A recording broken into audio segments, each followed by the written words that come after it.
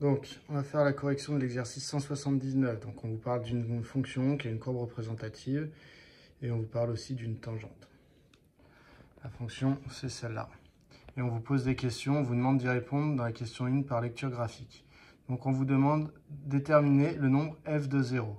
f de 0, c'est l'image de 0 par la fonction f. La courbe qui est tracée en bleu ici, c'est la courbe de la fonction f. Donc, si vous voulez f de 0, vous allez vous placer en 0, vous remontez, vous voyez que vous êtes en 3. Donc, f de 0 égale 3.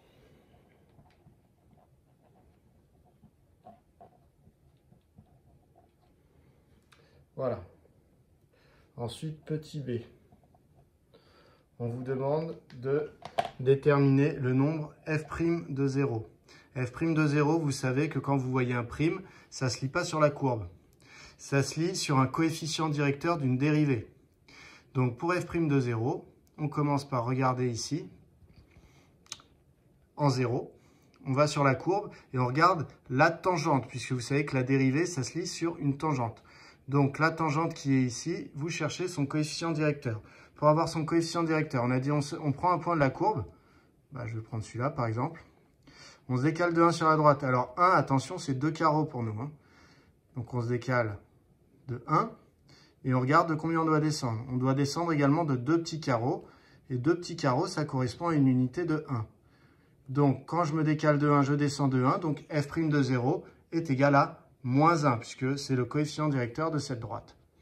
Donc f' de 0 égale moins 1. Dans la question 2a, on demande de vérifier si le point de coordonnées 7, 0 est sur la courbe. Alors si on regarde comme ça à première vue, abscisse 7, ordonnée 0, c'est le point qui est là. On a effectivement un doute, on ne sait pas trop si le point est sur la courbe ou pas. Donc, pour savoir, on va calculer la vraie image de 7. Ça va nous donner, grâce à la fonction f qui est là, le vrai calcul va nous donner à quelle ordonnée est le point qui se trouve ici, là, le point en bleu qui correspond à la courbe. À l'abscisse 7, on va regarder son ordonnée. Donc, il faut calculer f de 7. On verra bien si ça nous donne 0. Dans ce cas-là, le point E sera sur la courbe, et sinon, non. Donc f de 7, je remplace tous les x par 7, ça fait 2 fois 7 plus 3, exponentielle de moins 7. Qui donne 2 fois 7, 14, 14 et 3, 17, 17 exponentielle de moins 7. On prend sa calculatrice, on tape 17 exponentielle de moins 7, et bien évidemment, on ne trouve pas 0 pile, tout simplement parce que de toute façon, ni 17 ni l'exponentielle ne sont égales à 0. Donc le produit de deux nombres qui ne sont pas égaux à 0, ça ne peut pas faire 0 de toute façon. Mais bon, on va quand même le dire, ça fait environ 0,016, si j'arrondis au millième. Et donc, ça n'est pas 0 pile. Donc E, de coordonnées 7, 0, n'appartient pas à la courbe, n'appartient pas à la courbe représentative de la fonction f qui s'appelle CF. Donc ça veut dire quoi? Ça veut tout simplement dire qu'ici, votre courbe, en réalité, ne touche pas l'axe des abscisses. On l'a vérifié par le calcul, parce que pour toucher l'axe des abscisses, il faudrait que l'image de 7, ce soit 0. Ce n'est pas le cas. Donc ensuite, on reprend le livre et on voit démontrer que pour tout nombre réel x, on a, et en gros, ils ont calculé la dérivée. Donc on va aussi calculer la dérivée de la fonction f, on va essayer de la mettre sous cette écriture-là. Ensuite, on reprendra l'étude du signe de ce qu'on a trouvé là, et on fera enfin le tableau de variation de la fonction f. Je vous rappelle, l'étude de la dérivée, ça vous sert à trouver les variations de la fonction f, c'est-à-dire à dire si elle était croissante ou décroissante. Donc, on est sur un calcul de dérivée. Alors, pour dériver, il faut bien observer la fonction f. Donc, on est sur la question 2b. Donc, pour tout x appartenant à R, on a que f de x égale 2x plus 3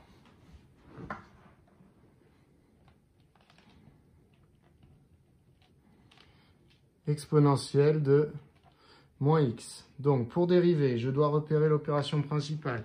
Ici, c'est une multiplication. Ce n'est pas une multiplication entre un nombre et une fonction, c'est une multiplication entre une fonction et une fonction. Vous devez donc utiliser la formule que vous avez vue en classe, qui est la formule de u fois v. Donc, on a u de x, qui vaut 2x plus 3, et v de x, qui vaut exponentielle de moins x. Du coup, j'ai besoin de u' de x. U' de x, c'est la dérivée de 2x plus 3. Je regarde l'opération, c'est un plus. Donc je dérive de x.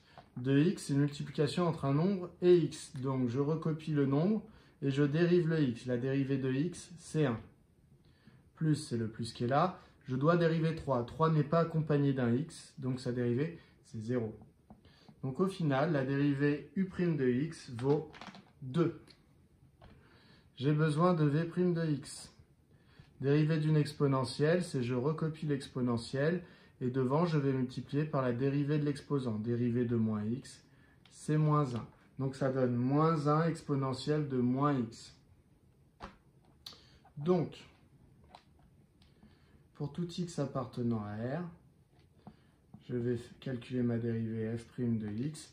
Donc la formule, c'est u' fois v, donc 2 fois e de moins x, plus u fois v', donc plus 2x plus 3 fois moins exponentielle de moins x. Moins une fois exponentielle de moins x, pareil que moins exponentielle de moins x.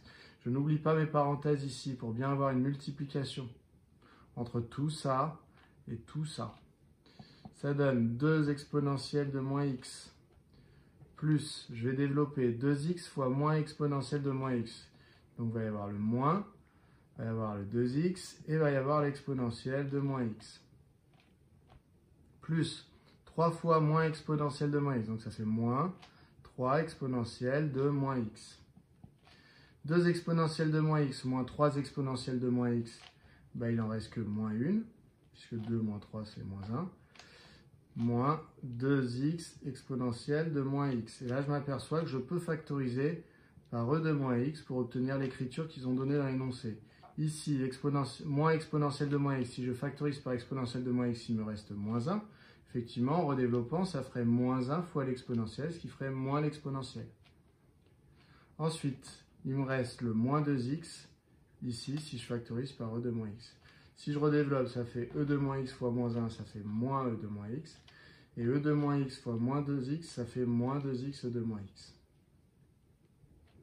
Voilà, donc si je le mets sous la forme de l'énoncé, eux, ils avaient choisi d'écrire d'abord le moins 2x, ça ne change rien. Hein.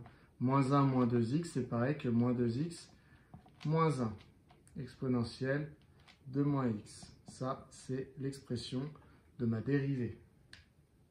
Je vais donc vouloir maintenant étudier son signe. Donc je vais effacer, je vais recopier le résultat de ma dérivée et je vais étudier son signe. Pour étudier le signe d'une dérivée, je dois repérer l'opération principale. Ici, c'est une multiplication. Quand c'est une multiplication, je vais utiliser un tableau de signes avec une ligne pour le premier facteur et une ligne pour le deuxième. C'est parti. Donc, x appartient à R, donc ça peut prendre toutes les valeurs entre moins l'infini et plus l'infini. Je vais vouloir, en fonction de la valeur de x, je vais vouloir le signe de moins 2x moins 1, et je vais vouloir le signe de exponentielle de moins x. Une fois que j'aurai les deux, bah, je saurai le signe du résultat de la multiplication, car s'il y en a un qui est négatif et l'autre aussi, ça fait moins par moins, ça donnera un résultat positif. S'il y en a un qui est négatif et l'autre est positif, ça fera moins par plus et ça fera du coup un résultat négatif, et ainsi de suite. Enfin, signe de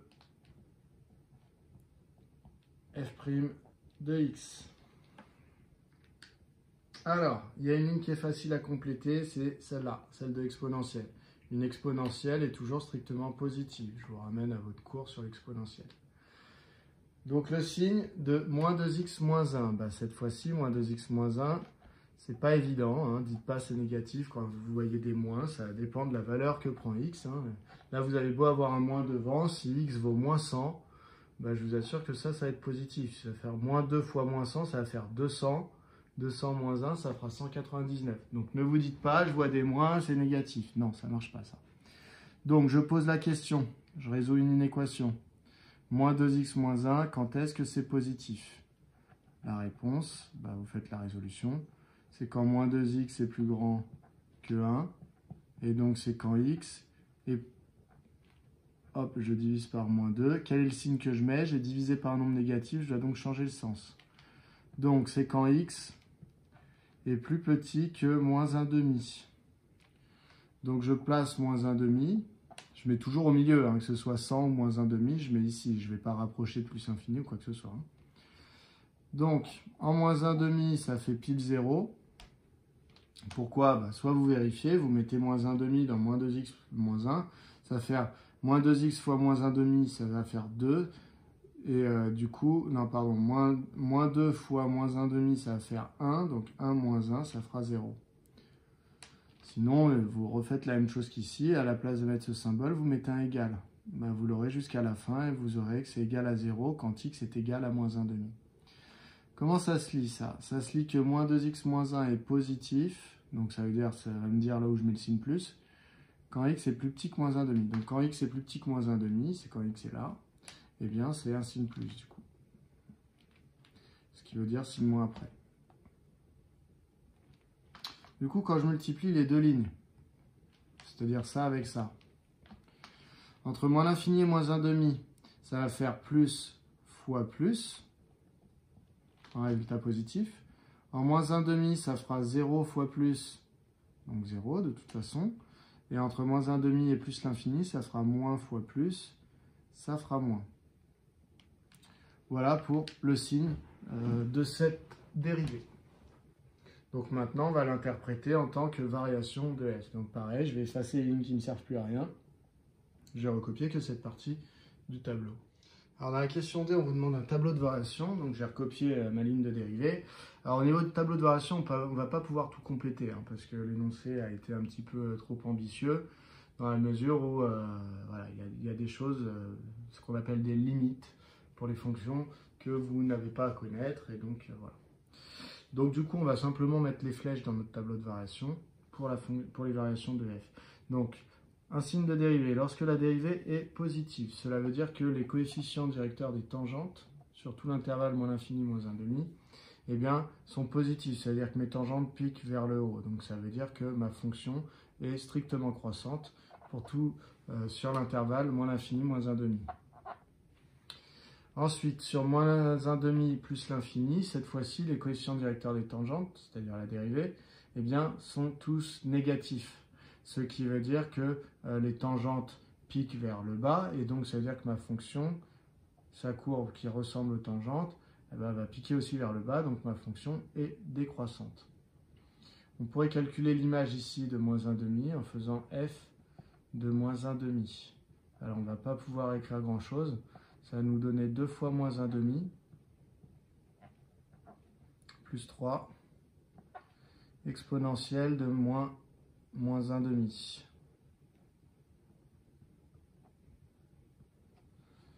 Voilà, donc au final, si je fais le calcul, 2 fois moins 1 demi, ça fait moins 1. Moins 1 plus 3, ça fait 2.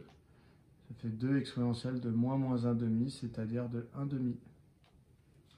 Voilà, donc là, il y a 2 exponentielles de 1 demi. Et donc, la fameuse chose que vous ne pouvez pas mettre, c'est les valeurs là et là, parce que vous ne savez pas comment on fait pour savoir comment va se comporter la fonction f en moins l'infini ou en plus l'infini. Ça, on ne vous a pas appris à faire et on ne vous apprendra pas à le faire. Donc, on en reste là pour cet exercice.